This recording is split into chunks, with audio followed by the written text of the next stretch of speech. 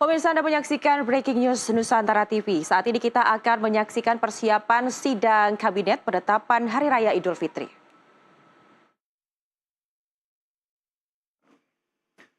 Yaitu kewajiban menyimpan devisa hasil ekspor, sumber daya alam di dalam negeri.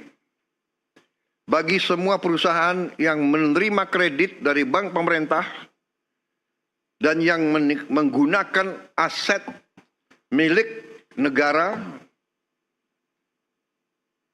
bersifat HGU atau HTI atau hak pakai,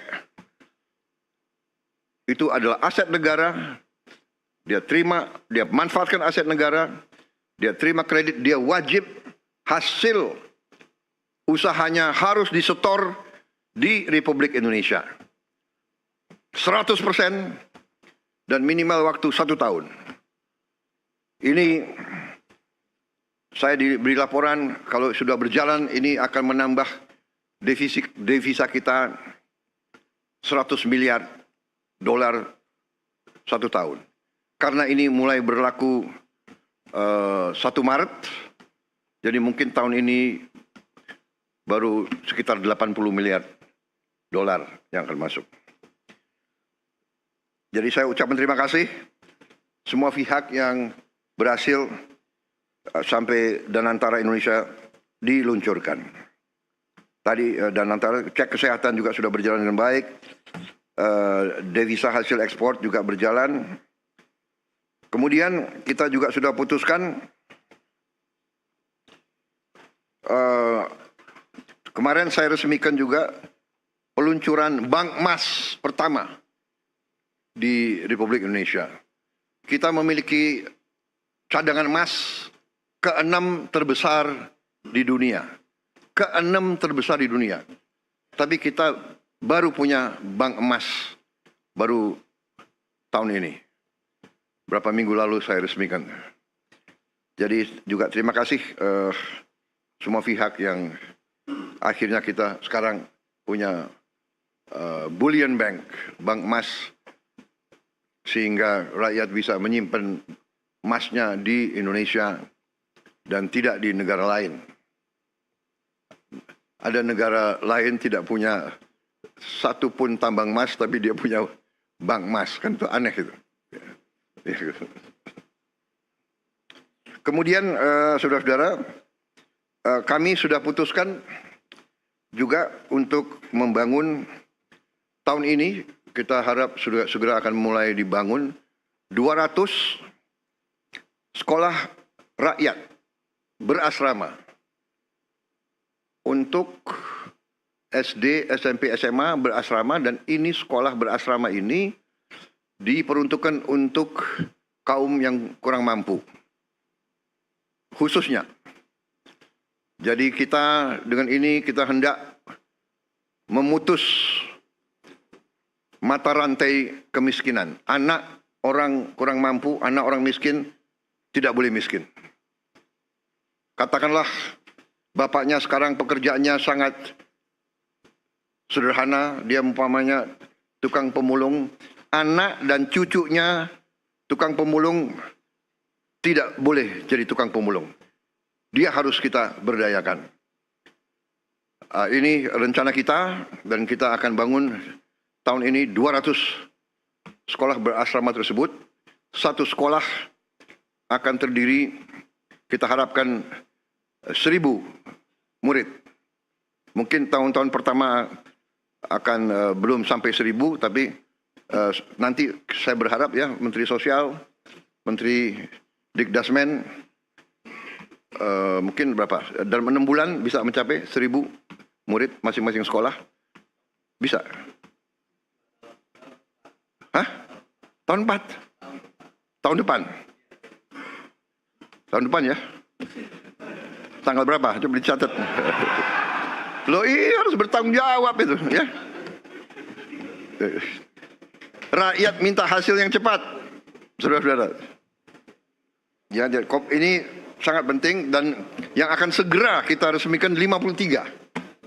Yang segera mungkin 3 bulan ini bisa kita resmikan 53 sekolah. Ternyata Kementerian Sosial sudah punya gedung-gedungnya, sudah punya arealnya, jadi tinggal kita renovasi sedikit. Kita ingin segera 53, sisanya yang 147 akan segera menyusul. Kita harap tiap tahun 200, sehingga dalam 5 tahun kita minimal akan punya 1 sekolah berasrama di tiap kabupaten. Dan itu harus di tempat-tempat di mana terdapat kantong-kantong kemiskinan. Kita ingin memutus rantai kemiskinan. Kita ingin menghilangkan kemiskinan dalam waktu secepat-cepatnya. Dan ini saya yakin bisa kita kerjakan. Nanti Menteri Koordinator Perekonomian, kemudian Menteri Keuangan, kemudian nanti mungkin Menteri Sosial akan sedikit kasih penjelasan singkat, termasuk juga saya minta Ketua LPS menyampaikan kondisi ekonomi secara umum, sehingga kita dapat gambaran real apa yang telah kita kerjakan, dan kita akan nanti dapat bayangan betapa besar upaya bangsa Indonesia untuk memberi kesejahteraan kepada rakyatnya.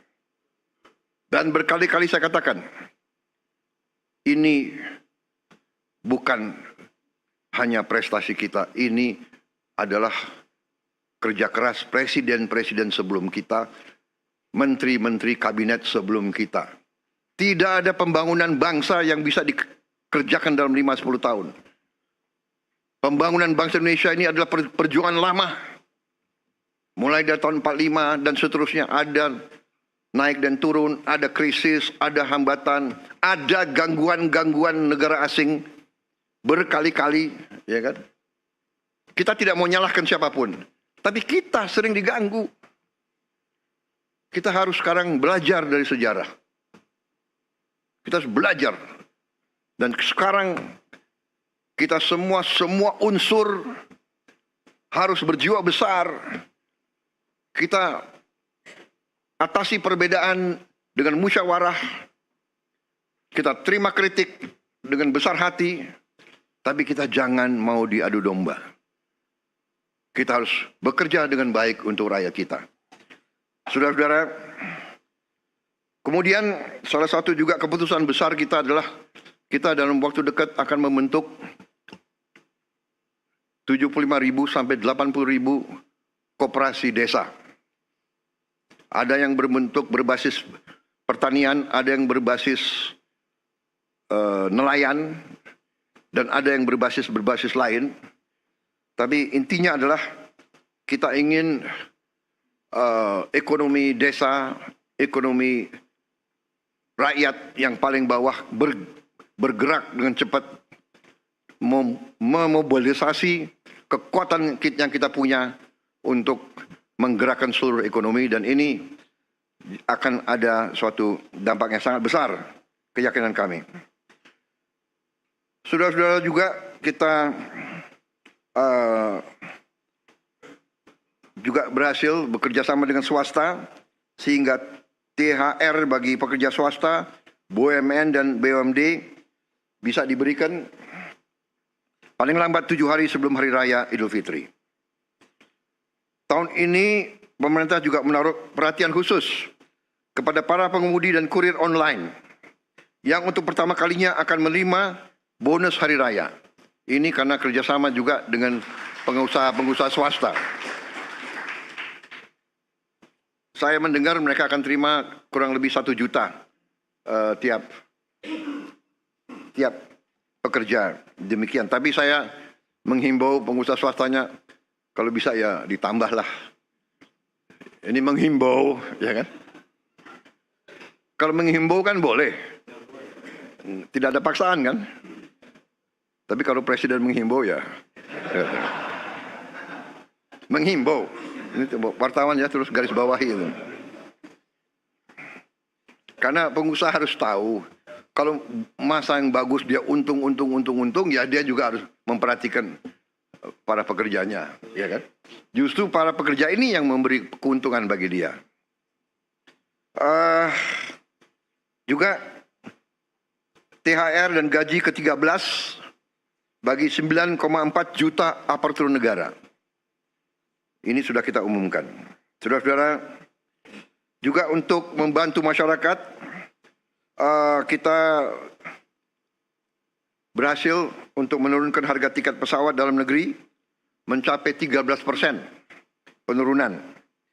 Ini berlaku untuk periode penerbangan 24 Maret 2025 sampai 7 April 2025.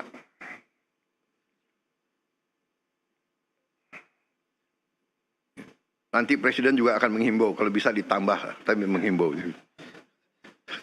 Enggak, ini sudah luar biasa. Kemudian penurunan tarif jalan tol sebesar 20% di berbagai ruas jalur mudik selama 2 minggu. Juga diskon 25% penurunan harga untuk tiket kereta api sesuai tanggal yang ditentukan. Juga saya ucapkan terima kasih beberapa kementerian lembaga mengeluarkan kebijakan untuk membantu mengurangi beban masyarakat dengan memberi bantuan mudik gratis